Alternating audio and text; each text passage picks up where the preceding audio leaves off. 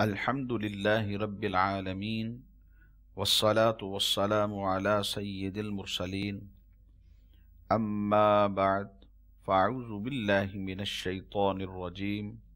بسم اللہ الرحمن الرحیم الصلاة والسلام علیک یا رسول اللہ وعلی آلک واصحابک یا حبیب اللہ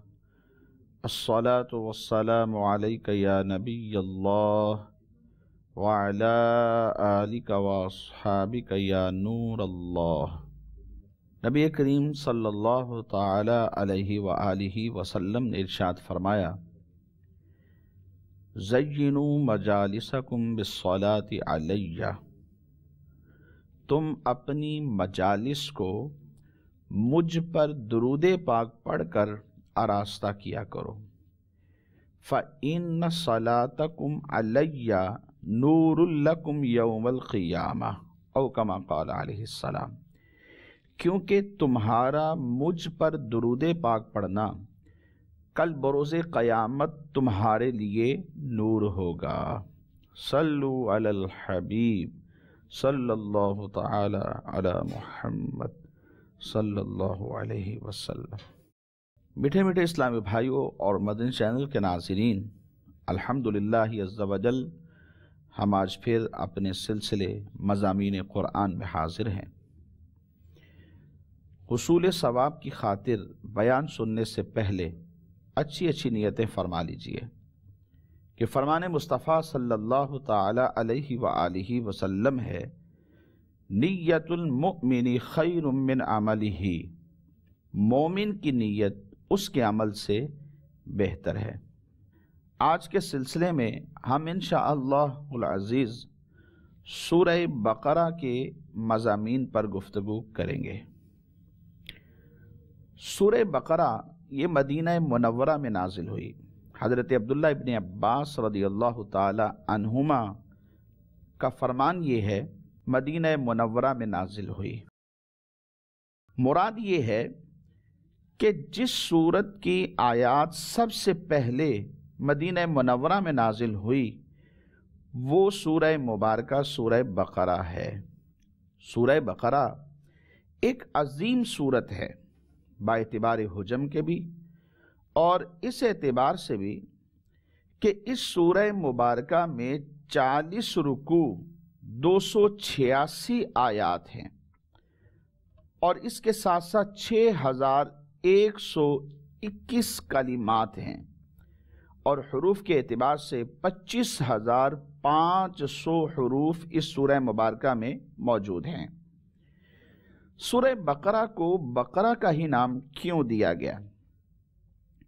بقرہ اصل میں گائے کو کہتے ہیں، اور اس سورہ مبارکہ کے رکوع نمبر 8ویں اور 9ویں کی آیت نمبر 67 سے لے کر 73 تک بنی اسرائیل کی ایک گائے کا واقعہ مذکور ہے۔ اسی کی مناسبت سے اس سورہ مبارکہ کا نام بقرہ پڑ گیا۔ یہ سورہ مبارکہ ایک عظیم سورت ہے، حجم کے اعتبار سے بھی اور معنی کے اعتبار سے بھی۔ حضور نبی پاک صلی اللہ تعالی علیہ وآلہ وسلم نے فرمایا کہ یہ قرآن عظیم کا نقطہ عروج ہے۔ حضرت ابو ہریرہ رضی اللہ تعالیٰ عنہ اس حدیث کے راوی ہیں۔ سرکار دو عالم صلی اللہ تعالی علیہ وآلہ وسلم نے ارشاد فرمایا، لِكُلِّ شَيْءٍ صَنَامٌ وَإِنَّ صَنَامَ الْقُرْآنِ الْبَقَرَةِ، کہ ہر چیز کے لیے ایک بلندی ہے، اور جو قرآن کی بلندی ہے وہ سورہ بقرہ ہے۔ فرمایا اس سورہ مبارکہ کے اندر ایک آیت ہے جو قرآن کی تمام آیتوں کی سردار ہے، اور وہ آیت آیت الکرسی ہے۔ یہ سورہ اگلی سورہ مبارکہ کے ساتھ مل کر، یعنی سورہ بقرہ اور سورہ آل عمران، دونوں مل کر نبی پاک صلی اللہ تعالی علیہ وآلہ وسلم نے ان کو نام دیا الزہراوین، یعنی جو نہایت ہی تر و تازہ ہیں، قیامت کے دن ظاہر اور روشن ہوں گی۔ ان دونوں صورتوں سے محبت کرنے والوں کے لیے یہ دونوں صورتیں سائبان بن جائیں گی۔ حضرت ابو امامہ باہلی رضی اللہ تعالی عنہ سے مروی ہے، نبی کریم صلی اللہ تعالی علیہ وآلہ وسلم نے ارشاد فرمایا کہ قرآن کی تلاوت کیا کرو، کیونکہ قرآن اپنی تلاوت کرنے والوں کے لیے کل بروز قیامت اللہ تبارک و تعالی کی بارگاہ میں سفارش کرے گا۔ اور دو روشن صورتیں یعنی سورہ بقرہ اور سورہ آل عمران پڑھا کرو، کیونکہ یہ دونوں صورتیں قیامت کے دن اس طرح آئیں گی جیسے دو بادل یا دو سائبان یا دو اڑتے ہوئے پرندوں کی قطاریں، اور یہ دونوں صورتیں اپنے پڑھنے والوں کے لیے اللہ کی بارگاہ میں سفارش کریں گے۔ سورہ بقرہ پڑھا کرو، کیونکہ اس کو پڑھتے رہنے میں برکت ہے، اور نہ پڑھنے میں ثواب سے محروم رہ جانے پر حسرت ہوگی، اور جادوگر اس صورت کا ہرگز مقابلہ نہیں کر سکتے۔ اللہ اکبر۔ اور ایک اور حدیث مبارک میں نبی کریم صلی اللہ تعالی علیہ وآلہ وسلم نے ارشاد فرمایا کہ تم اپنے گھروں کو قبرستان نہ بناؤ، یعنی اپنے گھروں میں اللہ تبارک و تعالی کی عبادت کیا کرو، اور شیطان اس گھر سے بھاگتا ہے جس میں سورہ بقرہ کی تلاوت ہوتی ہے۔ میٹھے میٹھے اسلامی بھائیوں، مدنی چینل کے ناظرین، شیطان انسان کا کھلا دشمن ہے۔ وہ بندے کے قریب آتا ہے، اس کی رگوں میں دوڑنے والے خون کی طرح بندے کے اندر شامل ہو جاتا ہے اور اس کا پیچھا کرتا ہے اور اسے گناہوں میں مبتلا کر دیتا ہے، راستہ حق سے بندے کو بھٹکانے کی کوشش کرتا رہتا ہے، اللہ کی عبادت سے دور کرتا ہے، تلاوت قرآن سے دور رکھتا ہے، روزہ رکھنے سے دور رکھنے کی کوشش کرتا ہے۔ جو بندہ اپنے رب کی بارگاہ میں چلنے کی کوشش کرتا ہے، اسے یہ راستے سے بھٹکانے کے لیے سامنے آ جاتا ہے، اور جب سورہ بقرہ کی جس گھر میں تلاوت ہوگی اس گھر سے شیطان بھاگ جاتا ہے۔ حضرت ابو مسعود رضی اللہ تعالی عنہ سے مروی ہے، نبی پاک صلی اللہ تعالی علیہ وآلہ وسلم نے ارشاد فرمایا، جو شخص رات کو سورہ بقرہ کی آخری 2 آیتیں پڑھ لے تو وہ اسے ناگہانی مصائب سے کفایت کر جائیں گی۔ ایک اور حدیث مبارک میں نبی پاک صلی اللہ تعالی علیہ وآلہ وسلم نے ارشاد فرمایا، جس نے دن کے وقت اپنے گھر میں سورہ بقرہ کی تلاوت کی تو 3 دن تک شیطان اس کے گھر کے قریب نہیں آئے گا، اور جس نے رات کے وقت اپنے گھر کے اندر سورہ بقرہ کی تلاوت کی تو 3 راتوں تک شیطان اس کے گھر میں داخل نہیں ہوگا۔ میٹھے اسلامی بھائیوں، مدنی چینل کے ناظرین، اس عظیم سورہ مبارکہ کے مضامین کی طرف نظر کرتے ہیں۔ اس سورہ مبارکہ کا جو مرکزی مضمون ہے اس میں بنی اسرائیل پر کیے گئے انعامات کا تذکرہ ہے، یعنی اللہ تبارک و تعالی نے بنی اسرائیل پر جو انعامات کیے انہیں بیان کیا گیا، اور ان انعامات کے مقابلے میں بنی اسرائیل نے شکر کی بجائے اللہ تبارک و تعالی کی ناشکری کی، کفران نعمت کیا، اس کا ذکر ہے۔ بنی اسرائیل کے جرائم کو بیان کیا گیا، جیسے بچھڑے کی پوجا کرنا، سرکشی اور عناد کی وجہ سے حضرت موسیٰ علیہ السلام سے طرح طرح کے مطالبات کرنا، اللہ تبارک و تعالیٰ کی آیات کا انکار کرنا، کفر کرنا، آیات کو جھٹلا دینا، انبیاء کرام علیہم السلام کو ناحق شہید کرنا، اور جو وعدے کیے تھے ان وعدوں کو توڑ دینا، گائے ذبح کرنے کا واقعہ، اور نبی کریم صلی اللہ تعالی علیہ وآلہ وسلم کے زمانے میں جو موجودہ کفار کے باطل عقائد و نظریات اور ان کی خباثتیں تھیں ان کو بیان کیا گیا، اور مسلمانوں کو کفار کی دھوکہ دہی سے آگاہ کر دیا گیا۔ اس کے علاوہ بھی سورہ بقرہ میں بہت سے مضامین بیان کیے گئے ہیں۔ مثال کے طور پر قرآن مجید فرقان حمید کی حقانیت اور صداقت کو بیان کیا گیا، اور اس کتاب کے ہر طرح کے شک اور شبہ سے پاک ہونے کو اللہ تبارک و تعالی نے بیان فرما دیا۔ قرآن پاک سے جو حقیقی ہدایت کرنے والے لوگ ہیں ان کا ذکر کیا، اور ان کے اوصاف کو اللہ رب العزت نے بیان فرمایا۔ جو ازلی کافر ہیں، جو ایمان سے محروم ہیں، ان کا ذکر ہوا، اور منافقین کی بری خصلتوں کو بھی اللہ تبارک و تعالی نے اس سورہ مبارکہ میں بیان فرمایا۔ قرآن مجید فرقان حمید میں جو کفار شک کرتے تھے اور یہ کہتے تھے کہ یہ کسی انسان کا کلام ہے، اللہ تبارک و تعالی کا کلام نہیں ہے، ان کفار سے قرآن مجید کی سورت جیسی کوئی ایک سورت لانے کا مطالبہ کیا گیا، اور ساتھ ہی ساتھ یہ بھی بیان کر دیا گیا کہ اس کام کے اندر عاجز رہیں گے، یعنی یہ کام ان کے بس کا کام نہیں ہے۔ حضرت آدم علیہ السلام کی تخلیق کا واقعہ بیان ہوا، اور فرشتوں کے سامنے اللہ رب العزت نے حضرت آدم علیہ السلام کی جو شان واضح فرمائی، اس کا ذکر بھی سورہ مبارک میں موجود ہے۔ اس سورہ مبارک میں نبی کریم صلی اللہ تعالی علیہ وآلہ وسلم کی چاہت، آپ کی پسندیدگی کی وجہ سے تحویل قبلہ ہوا، قبلہ کی تبدیلی ہوئی، اور اس تبدیلی پر ہونے والے اعتراضات اور جوابات بھی موجود ہیں۔ اس کے ساتھ ساتھ عبادات و معاملات کا ذکر ہے، جیسے نماز، زکوٰۃ کو ادا کرنا، رمضان کے روزے، اللہ تبارک و تعالیٰ کے گھر کعبہ کا حج، اللہ تبارک و تعالیٰ کی راہ میں جہاد کرنا، دینی معاملات میں قمری مہینوں کا اعتبار کرنا، ان پر اعتماد کرنا، اللہ تبارک و تعالیٰ کی راہ میں خرچ کرنا، والدین کے ساتھ حسن سلوک، رشتہ داروں کے ساتھ حسن سلوک، صلہ رحمی کرنا، یتیموں کے ساتھ معاملات کرنے، اور نکاح، طلاق، عدت اور رضاعت کے معاملات، بیویوں کے ساتھ ایلا کرنے، جادو، قتل اور لوگوں کے مال کو ناحق کھانے، شراب نوشی، جوا اور ماہواری کے ایام میں اپنی ازواج سے صحبت کرنا، اور دیگر تمام اور بھی بہت سارے احکام۔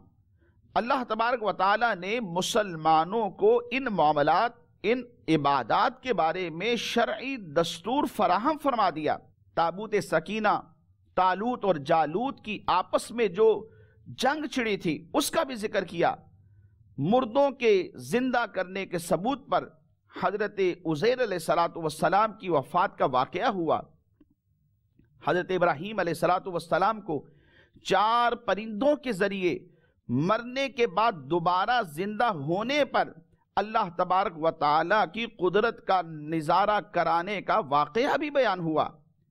اور اس کے ساتھ ساتھ سورت کے آخر میں اللہ تبارک و تعالیٰ کی بارگاہ میں رجوع لانے والے اور گناہوں سے توبہ کرنے اور کفار کے خلاف مدد طلب کرنے کی طرف مسلمانوں کی توجہ دلائی گئی، اور مسلمانوں کو قیامت کے دن سے، روز جزا کے دن سے ڈرایا گیا۔ میرے اسلامی بھائیوں، مدنی چینل کے ناظرین، اس سورہ مبارکہ کے بنیادی مضامین پر اجمالی نظر کے بعد کچھ تفصیلی گفتگو کرتے ہیں۔ اس سورہ مبارکہ کو اگر احاطہ نظر میں لایا جائے تو 2 حصوں پر منقسم نظر آتی ہے، یا یوں بھی کہہ لیں کہ اس سورہ مبارکہ میں 2 امتوں کا تذکرہ ہے، یا اس سورہ مبارکہ کو 2 امتوں میں منقسم کر دیا گیا ہے۔ پہلے حصے کے خطاب میں جو رخ ہے وہ امت سابقہ بنی اسرائیل کی طرف ہے، حضرت موسیٰ علیہ السلام کی امت، جنہیں اللہ تبارک و تعالیٰ نے کتاب عطا فرمائی، اور جس امت کو اللہ تبارک و تعالیٰ نے کتاب دی وہ زمین پر اللہ تبارک و تعالیٰ کی نمائندہ ہے، اور بنی اسرائیل کو یہ نمائندگی کم و بیش 2000 برس تک حاصل رہی۔ ان کے بارے میں اللہ تبارک و تعالیٰ نے قرآن مجید فرقان حمید میں فرمایا، انی فضلتکم علی العالمین، میں نے تمہیں اس سارے زمانے پر فضیلت عطا فرمائی۔ مراد ان کے زمانے میں جتنے لوگ تھے ان سب پر اللہ تبارک و تعالیٰ نے انہیں فضیلت دی۔ اور لیکن پھر ایسا ہوا کہ جب نبی پاک صلی اللہ تعالیٰ علیہ وآلہ وسلم کی اس دنیا کائنات میں جلوہ گری ہوئی، آپ کی آمد ہوئی، تو یہ فضیلت آپ صلی اللہ تعالیٰ علیہ وآلہ وسلم کا صدقہ اللہ تبارک و تعالیٰ نے آپ کی امت میں منتقل فرما دی۔ اور اللہ تبارک و تعالیٰ نے اپنے پیارے حبیب صلی اللہ تعالیٰ علیہ وآلہ وسلم کی امت کو سب امتوں میں افضل بنا دیا۔ اور قرآن میں ارشاد فرمایا کنتم خیر امت اخرجت للناس، اے مسلمانوں تم بہترین امت ہو جو لوگوں کی ہدایت کے لیے ظاہر کی گئی۔ اس سورہ مبارکہ کے پہلے حصے میں خطاب سابقہ امت بنی اسرائیل سے ہے، اور دوسرے حصے میں موجودہ امت مسلمہ مسلمانوں سے ہے۔ پہلے حصے میں 18 رکوع اور آیات 152 ہیں، اور دوسرے حصے میں 22 رکوع اور آیات 134 ہیں۔ بظاہر برابری نظر نہیں آتی، لیکن ہم ان دونوں حصوں میں اس اعتبار سے برابری دیکھ سکتے ہیں کہ پہلے حصے میں رکوع کم اور آیات زیادہ ہیں، اور دوسرے حصے کے اندر رکوع زیادہ ہیں اور آیات کم ہیں۔ اس اعتبار سے ان دونوں حصوں میں برابری کی جا سکتی ہے۔ پہلے حصے میں اللہ تبارک و تعالیٰ نے 18 رکوع بیان فرمائے، 18 رکوع میں سے تقسیم فرمایا۔ پہلے 4 حصے الگ، اور پھر اس کے بعد 10، اور پھر 4 حصوں پر ان 18 رکوع کو اللہ تبارک و تعالیٰ نے گویا تقسیم فرما دیا۔ پورے مکی قرآن کا خلاصہ اگر ہم دیکھیں تو پہلے 4 رکوع کے اندر موجود ہے، یعنی 18 رکوع کا جو پہلا حصہ پارٹیشن میں ہم 4 رکوع کو دیکھتے ہیں، تو مکی قرآن جتنا نازل ہوا تھا اس دور میں، اس اعتبار سے اس کا خلاصہ ان پہلے 4 رکوع کے اندر موجود ہے۔ پھر اگلے 10 رکوع میں بنی اسرائیل سے خطاب شروع ہو جاتا ہے۔ مضامین قرآن میں سے اس سورت کے ابتدا میں جس عنوان پر گفتگو موجود ہے، اس میں اللہ تبارک و تعالیٰ نے قرآن مجید فرقان حمید کی صداقت کو بیان کیا، قرآن کی حقانیت کو بیان کیا، اور یہ کہ اس کتاب کے اندر کسی بھی طرح کسی بھی شک اور شبے کی گنجائش موجود نہیں۔ اور ارشاد فرمایا ذالک الکتاب لا ریب فیہ، یہ وہ کتاب ہے جس میں کوئی شک نہیں۔ اس آیت میں قرآن مجید کا اللہ تبارک و تعالی نے ایک وصف بیان کیا کہ یہ ایسی بلند شان اور عظمت و شرف والی کتاب ہے جس میں کسی طرح کے شک و شبے کی کوئی گنجائش موجود نہیں، کیونکہ شک اس چیز میں ہوتا ہے جس کی حقانیت کے اوپر کوئی دلیل موجود نہ ہو، جبکہ قرآن پاک اپنی حقانیت کی ایک ایسی واضح اور مضبوط دلیل ہے جو خود روز روشن کی طرح واضح ہے، اور پھر اپنی ذات پر قرآن خود اپنی حقانیت کے اوپر واضح اور مضبوط دلیلیں رکھتا ہے، جو ہر صاحب انصاف اور عقل مند انسان کو اس بات کا یقین کرنے پر مجبور کر دیتی ہے کہ یہ کتاب حق ہے، یہ اللہ تبارک و تعالیٰ کی طرف سے نازل ہے، یہ اس کا کلام ہے۔ تو جیسے کسی اندھے کے انکار سے سورج کا وجود مشکوک نہیں ہوتا، ایسے ہی کسی بے عقل مخالف کے شک اور انکار کرنے سے یہ کتاب مشکوک نہیں ہو سکتی۔ اس سورہ مبارکہ کے مضامین کے اندر 2 رکوع کے بعد اللہ تبارک و تعالی نے اس قرآن مجید فرقان حمید کے متعلق جو لوگ شک کرتے تھے اور انکار کرتے تھے اور یہ کہہ دیتے تھے کہ یہ کسی بشر کا کلام ہے، یہ کسی انسان کا کلام ہے، اللہ تبارک و تعالیٰ کی طرف سے منزل نہیں ہے، تو ان لوگوں کے اس شک کی وجہ سے اللہ تبارک و تعالیٰ نے انہیں چیلنج فرمایا کہ اس کی ایک صورت کے جیسی کوئی صورت لا کر دکھاؤ، اور یہ بھی بیان کر دیا کہ یہ لوگ اس کام کے اندر عاجز رہیں گے۔ آئیے وہ آیت مبارکہ سنتے ہیں۔ اللہ تبارک و تعالیٰ نے ارشاد فرمایا وَإِن كُنتُمْ فِي رَيْبٍ مِّمَّا نَزَّلْنَا عَلَىٰ عَبْدِنَا فَأْتُوا بِسُورَةٍ مِّن مِّثْلِهِ وَادْعُوا شُهَدَاءَكُم مِّن دُونِ اللَّهِ إِن كُنتُمْ صَادِقِينَ۔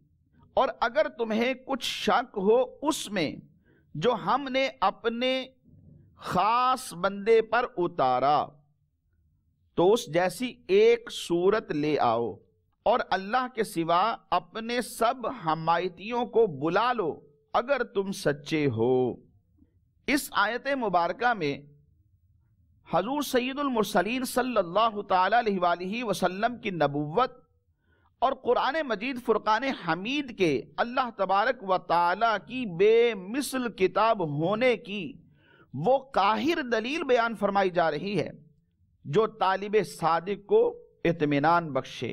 اور منکروں کو عاجز کر کے رکھ دینے والی ہے۔ اللہ تبارک و تعالی کی عظمت کی سب سے بڑی دلیل نبی پاک صلی اللہ تعالی علیہ وآلہ وسلم کی ذات مبارک ہے۔ جی ہاں، حضور اللہ کی الوہیت پر سب سے اعلیٰ دلیل ہیں، اور نبی کریم صلی اللہ تعالی علیہ وآلہ وسلم کی عظمت کی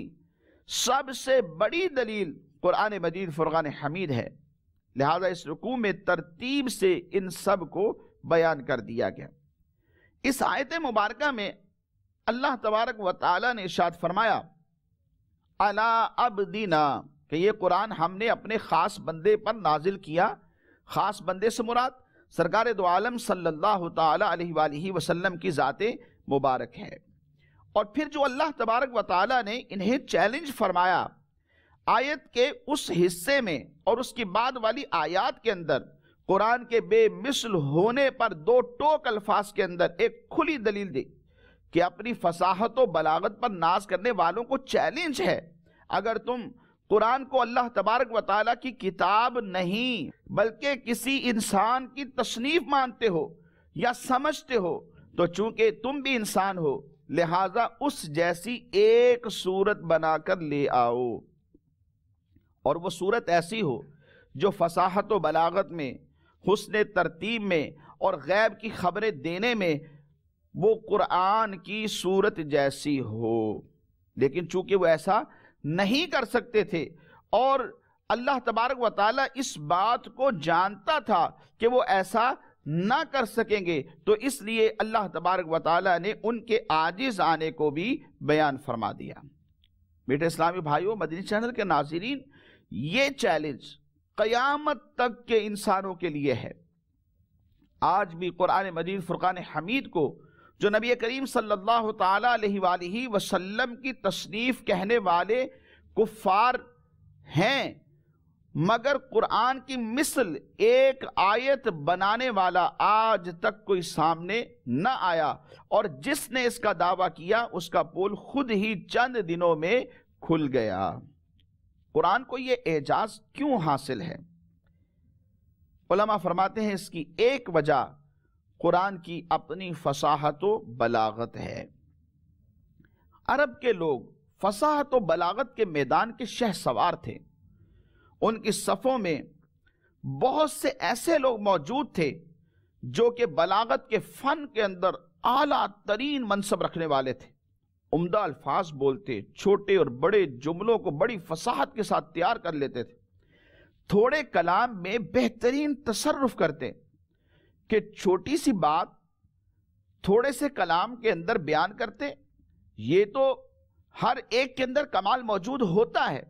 لیکن ایک بہت بڑی بات کو چھوٹے سے کلام کے اندر چند جملوں کے اندر بیان کر دیتے تھے، اور فصاحت و بلاغت کا بھی خیال رکھتے تھے۔ اپنی مراد کو بڑے عمدہ انداز میں بیان کرتے، کلام میں فصاحت و بلاغت کے تمام فنون کی رعایت کرتے، اور ایسے ماہر تھے کہ فصاحت و بلاغت کے جس دروازے سے چاہتے تھے داخل ہو جاتے تھے، یعنی اتنے ماہر تھے۔ الغرض دنیا میں ہر طرف ان کی فصاحت و بلاغت کا ڈنکا بجتا تھا، اور لوگ فصاحت و بلاغت میں ان کا مقابلہ نہیں کر سکتے تھے۔ ان اہل عرب کو فصاحت و بلاغت کے میدان میں اگر کسی چیز نے عاجز کیا ہے، اگر مات دی ہے، تو وہ اللہ کا کلام قرآن مجید فرقان حمید ہے۔ اس مقدس کتاب کی فصاحت و بلاغت نے اہل عرب کی عقلوں کو حیران کر کے رکھ دیا اور وہ اس کی مثل لانے سے عاجز آ گئے۔ اور دوسری وجہ اس کی یہ بیان کی جاتی ہے کہ قرآن کے بے مثل ہونے کی ایک دلیل یہ بھی ہے کہ اس کے پڑھنے اور اس کے سننے والے کبھی سیر نہیں ہوتے اور نہ ہی اس سے اکتاتے ہیں، بلکہ وہ اس کی جتنی تلاوت کرتے ہیں اتنی ہی زیادہ شیرینی اور لذت اپنے دل کے اندر پاتے ہیں، مٹھاس اس کی اترتی چلی جاتی ہے اور بار بار اس کی تلاوت کرنے سے اس کی محبت دل کے اندر راسخ ہو جاتی ہے۔ میٹھے اسلامی و مدنی چینل کے ناظرین، دنیا کی کوئی کتاب ہو، ایک دو مرتبہ پڑھنے کے بعد دوبارہ پڑھنے کو دل نہیں کرتا، حد 3 مرتبہ 4 مرتبہ پڑھ لیجیے، انسان اکتا جاتا ہے۔ لیکن قرآن اللہ کا کلام یہ واحد کتاب ہے، یہ واحد کلام ہے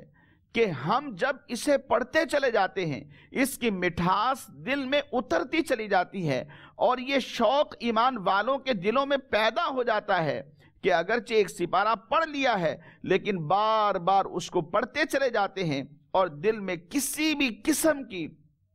کسی اکتاہٹ کا شکار نہیں ہوتے۔ حضرت حارث رضی اللہ تعالیٰ عنہ سے مروی ہے، حضرت مولا کائنات مخدوم کائنات علی المرتضیٰ شیر خدا رضی اللہ تعالیٰ عنہ فرماتے ہیں، نبی کریم صلی اللہ تعالیٰ علیہ وآلہ وسلم نے ارشاد فرمایا، قرآن وہ ہے جس کی برکت سے خواہشات بگڑتی نہیں اور جس سے دوسری جو زبانیں ہیں وہ مشتبہ نہیں ہوتی، علماء اس سے سیر نہیں ہوتے، یہ بار بار دہرائے جانے سے پرانا نہیں ہوتا اور اس کے عجائبات کم نہیں ہوتے۔ اور اگر مزید ہم دیکھیں تو قرآن مجید فرقان حمید میں روب ہے، ہیبت ہے، قوت اور جلال ہے۔ جب کوئی قرآن مجید فرقان حمید کی آیات بینات کی تلاوت کرتا ہے یا انہیں کسی سے اسے سننے کا موقع مل جاتا ہے تو اس کے دل پر ہیبت طاری ہو جاتی ہے، حتیٰ کہ جسے قرآن مجید فرقان حمید کے معنی سمجھ نہ آتے ہوں وہ بھی ان آیات بینات کو جب سنتا ہے تو جسم پر ایک رقت طاری ہو جاتی ہے، آنکھوں سے آنسو بہنے لگتے ہیں اور ادب کو ملحوظ خاطر رکھتا ہے اور قرآن مجید فرقان حمید کو بڑی محبت سے، ذوق سے، شوق سے سننے لگتا ہے، اگرچہ نہ اس کا کوئی معنی سمجھ آ رہا ہے نہ اس کی تفسیر کے بارے میں علم رکھتا ہے، لیکن پھر بھی قرآن مجید فرقان حمید کی عبارت میں اس کلام کے اندر ایک روب اور جلال موجود ہے کہ جو سننے والے اور پڑھنے والے کے دل پر اثر کرتا ہے۔ قرآن مجید فرقان حمید بے مثل کتاب ہے۔ اس کی ایک وجہ یہ بھی ہے کہ قرآن پاک کے اندر مستقبل کے متعلق جو خبریں دی گئی ہیں وہ تمام کی تمام پوری ہوئیں۔ مثلا زمانہ نبوی میں رومیوں کے ایرانیوں پر غالب آنے کی خبر دی گئی جو کہ 100% پوری ہوئی۔ میٹھے اسلامی بھائیوں، مدنی چینل کے ناظرین، اللہ تبارک و تعالی نے ان لوگوں سے فرما دیا، فَإِن لَمْ تَفْعَلُوا وَلَن تَفْعَلُوا فَاتَّقُوا النَّارَ الَّتِي وَقُودُهَا النَّاسُ وَالْحِجَارَةُ أُعِدَّتْ لِلْكَافِرِينَ۔ اور پھر اگر نہ لا سکو، یعنی قرآن کی مثل نہ لا سکو، فرمایا اور پھر اگر نہ لا سکو اور ہم فرمائے دیتے ہیں کہ ہرگز نہ لا سکو گے تو ڈرو اس آگ سے جس کا ایندھن آدمی اور پتھر ہیں، تیار رکھی ہے کافروں کے لیے۔ آیت کے اندر فرما دیا گیا کہ جہنم کا ایندھن آدمی اور پتھر ہے۔ جو قرآن کا انکار کرنے والے ہیں، جو کفار ہیں، وہ اس جہنم کا ایندھن ہوں گے، اور پتھروں سے مراد یہ نہیں کہ ان پتھروں کو سزا دی جائے گی بلکہ ان کے پجاریوں کی سزا کے لیے انہیں وہاں مارا جائے گا، یعنی گویا کہ یوں کہہ لیں کہ ان پتھروں کے ذریعے سے بتوں کی پوجا کرنے والوں کو سزا دی جائے گی، اور یہ کفار کے لیے تیار کی گئی ہے۔ اس سے یہ بھی پتہ چلتا ہے کہ جہنم پیدا کی جا چکی ہے۔ میٹھے اسلامی بھائیوں، مدنی چینل کے ناظرین، سورہ بقرہ کی جو ابتدائی 20 آیات ہیں، ان میں اللہ تبارک و تعالی نے انسان کی 3 قسمیں بیان فرمائیں: مومن، کافر اور منافق۔ اور اس سورہ مبارکہ کے مضامین میں قرآن مجید فرقان حمید سے جو حقیقی ہدایت حاصل کرنے والے لوگ ہیں، ان کے اوصاف کا اللہ رب العزت نے ذکر فرمایا۔ جو ازلی کافر ہیں، ایمان سے محروم رہیں گے، ان کا بھی تذکرہ موجود ہے۔ اور پھر اس کے بعد کم و بیش 13 آیات ایسی ہیں جن میں اللہ تبارک و تعالیٰ نے منافقین کی بری خصلتوں کو ذکر فرمایا۔ اہل ایمان کی نمایاں جو صفات ہیں وہ 5 ہیں۔ اللہ رب العزت نے فرمایا ذَلِكَ الْكِتَابُ لَا رَيْبَ فِيهِ، یہ وہ کتاب ہے جس میں کوئی شک نہیں۔ هُدًى لِّلْمُتَّقِينَ، یہ کتاب جن لوگوں کے لیے ہدایت ہے، یا جن لوگوں نے بطور خاص اس کتاب سے ہدایت حاصل کرنی ہے، اللہ تبارک و تعالیٰ نے ان کا ذکر فرمایا، ان کے اوصاف کو ذکر فرمایا، اور ان کا پہلا وصف بیان فرمایا الذین یؤمنون بالغیب، وہ جو بے دیکھے ایمان لائیں، ویقیمون الصلاۃ، اور نماز قائم رکھیں، وَمِمَّا رَزَقْنَاهُمْ يُنْفِقُونَ، اور ہماری دی ہوئی روزی میں سے ہماری راہ میں اٹھائیں، یعنی خرچ کریں۔ وَالَّذِينَ يُؤْمِنُونَ بِمَا أُنزِلَ إِلَيْكَ وَمَا أُنزِلَ مِن قَبْلِكَ وَبِالْآخِرَةِ هُمْ يُوقِنُونَ، اور وہ کہ ایمان لائے اس پر جو اے محبوب تمہاری طرف اترا اور جو تم سے پہلے اترا، اور آخرت پر یقین رکھیں۔ یعنی وہ لوگ کہ جو اللہ تبارک و تعالیٰ پر بن دیکھے ایمان لائے، نماز پڑھتے ہیں، اللہ کے دیے ہوئے مال سے خرچ کرتے ہیں، اور جو قرآن مجید فرقان حمید نبی کریم صلی اللہ تعالیٰ علیہ وآلہ وسلم پر نازل ہوا وہ قرآن اور سابقہ کتابوں پر ایمان لائیں اور آخرت پر یقین رکھتے ہیں، یہ لوگ ہدایت والے ہیں۔ اور ان کے لیے انعام کیا ہے؟ اولئک علی ھدی من ربہم واولئک ھم المفلحون، وہی لوگ اپنے رب کی طرف سے ہدایت پر ہیں اور وہی مراد کو پہنچے۔ میٹھے میٹھے اسلامی بھائیوں اور مدنی چینل کے ناظرین، ہم اللہ تبارک و تعالیٰ کی بارگاہ میں دعا کرتے ہیں اللہ رب العزت ہم سب کو قرآن مجید فرقان حمید کی حقیقی محبت نصیب فرمائے، قرآن پڑھنے، اسے سمجھنے اور عمل کرنے کی توفیق نصیب فرمائے۔ آمین بجاہ النبی الامین صلی اللہ علیہ وسلم۔